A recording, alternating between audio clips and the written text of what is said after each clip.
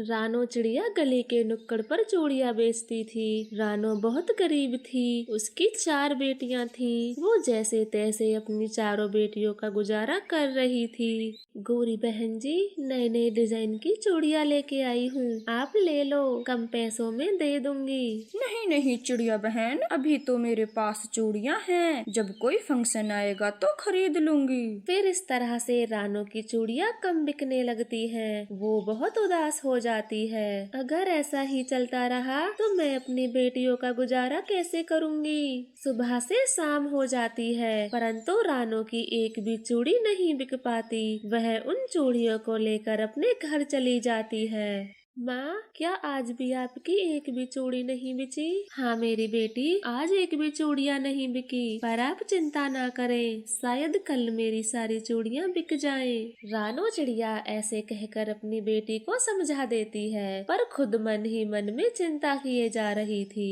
हे भगवान, कृपया करो, इसी छोटे से काम से मेरी बेटियों का गुजारा हो रहा है। अगर ये भी बंद हो जाएगा तो मैं क्या करूँगी। फिर वह माँ बेटी भोजन खाकर सो जाती है। अगली सुबह रानो चिड़िया फिर से चूड़ी बेचने के लिए जाती है। वो अपनी सारी चूड़ियों को लेकर बैठी हुई थी। तभी वहाँ पर तोते महाराज के सैनिक आते हैं। सुनो सुनो, जंगल के सभी पक्षी ध्यान से सुनो। 1 महीने बाद राजकुमारी लूसी की शादी है, तो वह अपने लिए ढेर सारी चूड़ियाँ खरीदेंगी। उनका आदेश है कि सभी चूड़ी वाले कल सुबह महल पहुँच जाएं। सैनिक यह घोषणा कर वहाँ से चला जाता है और सारे पक्षियों में हलचल मच जाती है। अरे वाह, राजकुमारी जी की शादी है, मैं चूड़ियाँ लेकर महल जरूर जाऊंगी, शायद वो मेरी सारी चूड़ियाँ खरीद ले।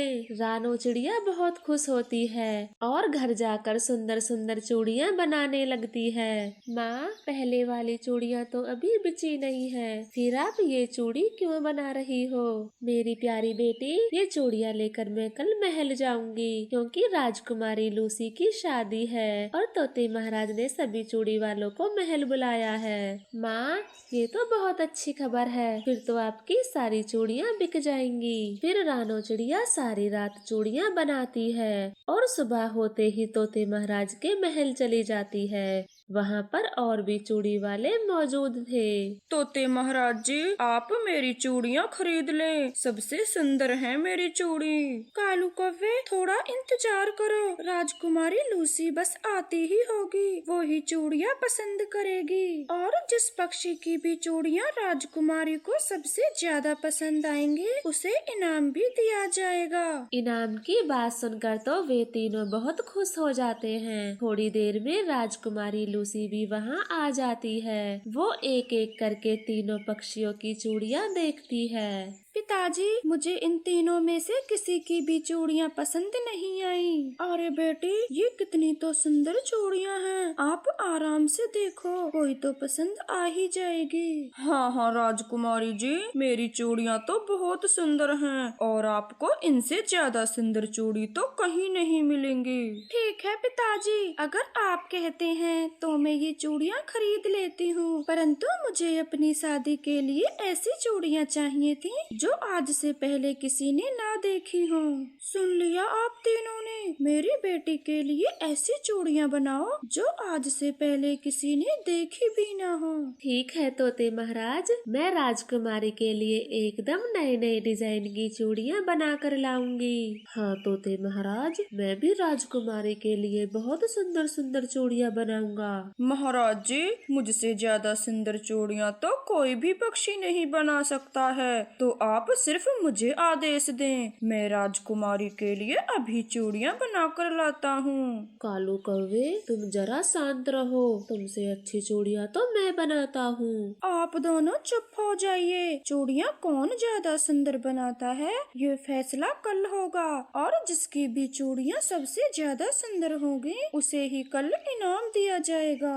फिर वे तीनों महल से बाहर आ जाते हैं। कालू कौवा तो इतना घमंडी था कि रानो चिड़िया का मजाक उड़ाता है। बेचारी रानो चिड़िया दिन रात कड़ी मेहनत करके चूड़ियाँ बनाएगी और फिर वो चूड़ियाँ हो जाएंगी बेकार, क्योंकि राजकुमारी को तो मेरी बनाई हुई चूड़ियाँ ही पसंद आएंगी। कालू कौवे, मैं आपसे भी ज्यादा सुंदर चूड़ियाँ बनाऊंगी, आप कल खुद ही देख लेना। चिड़िया, मैं तो बस तुम्हारे भले की ही सोच रहा हूँ। अपनी सादा चूड़ियाँ बनाओ और उन्हें बाजार में बेचो। डिजाइन की चूड़ियों में पैसे बर्बाद ना करो। टूनी चिड़िया कालू कौवे की बातों पर ध्यान न देते हुए वहाँ से चली जाती है और सोचने लगती है कि कैसी चूड़ियाँ राजकुमारी के लिए बनाई जाएं। इधर कबूतर भी अपने घर चूड़ी बनाने में लगा हुआ था। अरे वाह, मैंने कितनी जल्दी और अच्छी चूड़ियाँ बना ली हैं। अब बस कल तोते महाराज के पास जाना है और इनाम लेना है। ऐसे कहकर कबूतर अपनी चूड़ियों को बार बार देखकर खुश हुए जा रहा था और कालू कौवा भी अपने घर में चूड़ियाँ बनाने में लगा हुआ था। चूड़ियाँ तो मैंने बना ली हैं, अब बस कबूतर के घर जाता हूँ और देखता हूँ कि उसने कैसी चूड़ियाँ बनाई हैं। फिर कालू कौवा रात को चुपके से कबूतर के घर चला जाता है और उसकी चूड़ियों को देखता है, जहाँ कबूतर गहरी नींद में सो रहा था। हाँ, ये डब्बे वाली चूड़ियाँ ही कबूतर ने बनाई होंगी। वैसे तो कबूतर सही कह रहा था, मुझसे ज्यादा सुंदर चूड़ियाँ बनाता है, परंतु मेरे जितना चालाक तो नहीं है। ऐसे सोचकर कालू कौवा कबूतर की चूड़ियाँ चुरा ले जाता है। मैं अब अपनी चूड़ियों की जगह पर कबूतर की चूड़ियों को लेकर जाऊंगा और इनाम जीत जाऊंगा।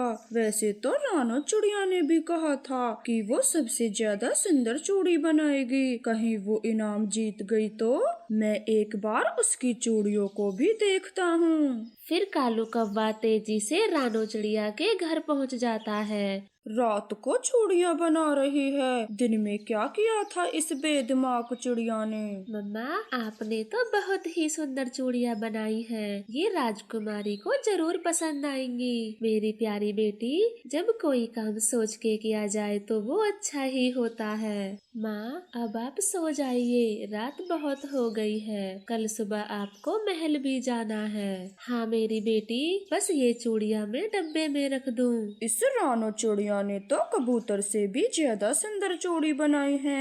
ये तो मुझे चुरानी ही होगी, वरना इनाम तो यही जीत जाएगी। टूनी बनाई हुई चूड़ियों को डब्बे में रखकर सो जाती है। तभी कालू कौवा अंदर आता है और चूड़ी वाले डब्बे को चुराकर अपने घर ले जाता है।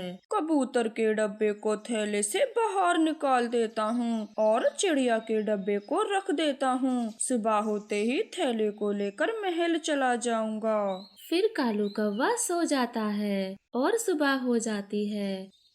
कबूतर, आपकी चूड़ियाँ कहाँ हैं? तोते महाराज, मैंने चूड़ियाँ बनाई थी, परंतु जब मैं सोकर उठा तो मेरी चूड़ियाँ गायब थी। कालू कौवे, आपकी चूड़ियाँ तो चोरी नहीं हुई हैं, आप जल्दी से चूड़ियाँ दिखाएं। हाँ महाराज जी, मैं अभी अपनी चूड़ियाँ दिखाता हूँ। मैंने पूरी रात कड़ी मेहनत करके राजकुमारी के लिए सुंदर सुंदर चूड़ियाँ बनाई हैं। फिर कालू कौवा जैसे ही डब्बा खोलता है तो उसमें काली काली चूड़ियाँ होती हैं। यह देखकर तोते महाराज को बहुत गुस्सा आता है। कालू कौवे, तुम हमारी बेटी के लिए काली काली चूड़ियाँ लाए हो, तुम्हें इसकी सजा जरूर मिलेगी। तुम्हें 6 महीने के लिए जेल में रहना होगा। कालू कौवा तो बहुत हैरान था कि डब्बे में काली काली चूड़ियाँ कहाँ से आई, और तभी चिड़िया अपना डब्बा खोलती है और राजकुमारी को रानो की चूड़ी बहुत पसंद आती है। पिताजी, मुझे ये चूड़ियाँ बहुत पसंद आई, शादी वाले दिन में यही चूड़ियाँ पहनूंगी। रानो चिड़िया, तुम्हें हम इनाम में पूरे 100 सोने के सिक्के देते हैं और आज से महल के लिए सारी चूड़ियाँ आपसे ही खरीदी जाएंगी। रानो चिड़िया इनाम में 100 सोने के सिक्के पाकर बहुत खुश थी और मन ही मन सोच रही थी, दुष्ट कालू कौवे, मैंने तुझे देख लिया था जब तू मेरे घर में चुपके से देख रहा था और जानबूझकर डब्बे में काली चूड़ियाँ रख दी ताकि तुझे पता पता चले कि चोरी करना गलत बात है। और उस दिन के बाद रानो चिड़िया की गरीबी भी दूर हो जाती है, क्योंकि उसे इनाम और काम दोनों ही मिल चुके थे। यह कहानी एक कालू कौवे की है। कालू कौवे को मक्के खाना बहुत पसंद था, इसीलिए वह हर साल अपने खेतों में मक्के की ही फसल उगाता। कालू, आप हर साल भुट्टे की ही खेती करते हो, इस साल अनाज की खेती कर लो। हाँ हाँ कालू दोस्त, आपके ये भुट्टे खा खा के मैं तो पक गया हूँ। आप कोई मीठे से फल की खेती कर लो। आप दोनों चुप हो जाइए। मैं जब छोटा सा था तब से यही सोचता आया हूँ कि खेती करूँगा तो सिर्फ मकई की, वरना नहीं। कालू भैया, ऐसा भी क्या मिलता है आपको इस मकई की खेती से? ज्यादा महंगी तो होती नहीं है और आधी फसल तो वैसे ही खराब हो जाती है। हाँ हाँ चिड़िया, आप एकदम सही कह रही हो। और तो और आधी फसल तो खेत में ही खराब हो जाती है। आप सबकी ये बक बक सुनकर मैं अपना आइडिया बदलने वाला नहीं हूँ। चाहे कुछ भी हो जाए, करूँगा तो मकई की खेती ही। कालू कौवे की ये बात सुनकर तो सभी पक्षी चुप हो जाते हैं। चलो यहाँ से, ये कालू कौवा तो पागल हो गया है, खाने दो इसे भुट्टे ही भुट्टे। ऐसे बातें कर कालू को अकेला छोड़ सभी पक्षी वहाँ से चले जाते हैं और आपस में बातें करते हैं। दोस्तों, चाहे कुछ भी हो जाए, परंतु इस बार हम कालू भैया को मकई की खेती नहीं करने देंगे। नहीं नहीं चिड़िया बहन, आप ही करो जो करना है, हमें क्या लेना उस कालू कौवे से। अगर वो मकई की खेती करता है तो करने दो। मिट्ठू तोते, कालू को सिर्फ मकई की खेती से ही लगाव हो गया है। वह भूल गया है कि हमें मौसम के साथ बदल बदल कर खेती करनी चाहिए। आप सही कह रही हो चिड़िया, हमें कालू कौवे का मन बदलना होगा ताकि वो बदलते मौसम के साथ खेती करे। ठीक है दोस्तों, मैं भी आपके साथ हूँ, परंतु हम कालू को मक्के की फसल उगाने से कैसे रोकेंगे? मेरे पास एक उपाय है जिससे कालू मक्के के बीज को अपने खेतों में बो ही नहीं पाएगा। फिर टूनी चिड़िया तोते और कबूतर को अपना प्लान समझाती है। हाँ हाँ चिड़िया, ये आइडिया जरूर काम करेगा, परंतु सबसे पहले मैं कालू के घर जाऊंगा। ठीक है मिट्ठू तोते, आप चले जाना कालू कौवे के घर। अब मिलते हैं अगली सुबह। ऐसे बातें कर वे तीनों अपने अपने घर चले जाते हैं। अगली सुबह वो तीनों फिर उसी जगह पर मिलते हैं। दोस्तों, मैं कैसा लग रहा हूँ? एकदम सूखा बुढ़ा लग रहा है रे तो। अब जा कालू के घर और भीख मांग कर ले आ। जाता हूँ जाता हूँ, आप दोनों भी तैयार रहना मेरे बाद। कालू के सारे मकई के बीज खत्म जो करने हैं। ऐसा बोलकर मिट्ठू तोता कालू कौवे के घर चला जाता है। बेटा, साधु को कुछ खाने को दो, बाबा को बहुत भूख लगी है। साधु जी, आप क्या खाना पसंद करोगे? बेटा, मैंने सुना है कि तुम मक्के की खेती करते हो, तो उन्हीं में से कुछ मक्के मुझे दे दो। फिर कालू कौवा मिट्ठू तोते को मक्के के बीज दे देता है और मिट्ठू तोता मक्के लेकर कबूतर और चिड़िया के पास आ जाता है। ले आया, कालू के बीजों में से कितने सारे मक्के के दाने ले आया।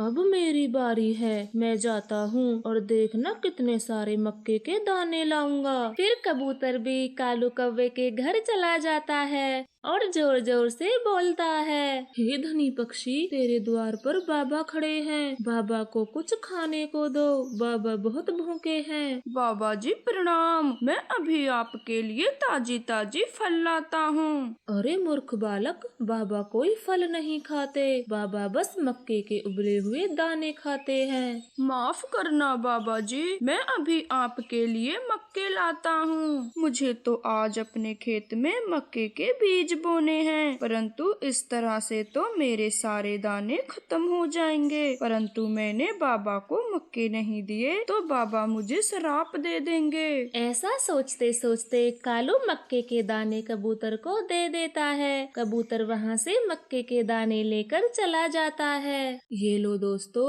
मैं कालू के घर से मक्के के बीज ले आया हूँ। अब उसके पास थोड़े ही दाने बचे होंगे। कबूतर भैया, सब कुछ ठीक रहा?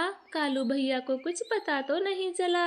नहीं नहीं चिड़िया, कालू को मुझ पर जरा सा भी शक नहीं हुआ। उनके प्लान के मुताबिक वो ऐसा ही करते हैं। चिड़िया भी भेष बदल कर कालू कौवे के घर गई थी। कालू बेटा, कुछ खाने को दो, मैं 2 दिनों से भूखी हूँ। अगर मेरे बच्चों ने भी खाना नहीं खाया तो वो भी भूख से मर जाएंगे। आप थोड़ा इंतजार करिए माँ जी, मैं अभी आपके लिए ताजी ताजी फल लेके आता हूँ। नहीं कालू बेटे, मेरी बच्चियाँ 2 दिन से भूखी हैं। अगर घर में कोई दाना पड़ा हो तो वो ही दे दे। अगर मेरी बच्चियों को खाना नहीं मिला तो वो मर जाएंगी। चिड़िया की ऐसी बातें सुनकर कालू कौवा सोच में पड़ जाता है। मेरे पास तो अब थोड़े से ही मक्के के दाने बचे हैं। अगर वो माँ जी को दे दिए तो मैं अपने खेत में क्या बोऊंगा? अगर माँ जी को दाने नहीं दिए तो माँ जी की बेटियाँ भी भूख से मर जाएंगी। क्या सोच रहे हो बेटा, दाने दोगे या नहीं? हाँ माँ जी, मैं अभी आपके लिए मक्के के दाने लाता हूँ। ना चाहते हुए भी कालू कौवा चिड़िया को सारे दाने दे देता है और चिड़िया दाने लेकर वहाँ से चली जाती है।